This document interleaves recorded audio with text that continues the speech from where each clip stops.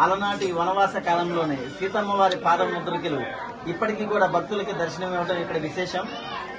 స్వామివారు సాక్షాత్తు సీతారామచంద్ర స్వామి వారు ఈ పంచవటి దండకారణ్యంలో ఉన్న సమయంలో ఇక్కడే నివసించారంటానికి ఇప్పటికీ సజీవ సాక్ష్యాలు కొన్ని వందల సంవత్సరాల ఏరుగా భక్తులకు దర్శనమిస్తున్నాయి.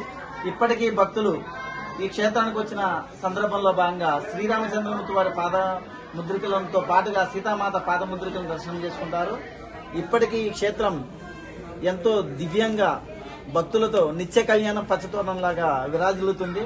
దక్షిణ అయోధ్యగా పేరొందిన భద్రాచలం పుణ్యక్షేత్రానికి ఈ నెల 22వ తేదీన అయోధ్యలో శ్రీరామ మందిరం ప్రాణప్రతిష్ఠ సందర్భంగా భక్తులు తండోపతండాలుగా భద్రాచలంతో పాటుగా పర్ణశాల పుణ్యక్షేత్రానికి తరలివస్తున్నారు.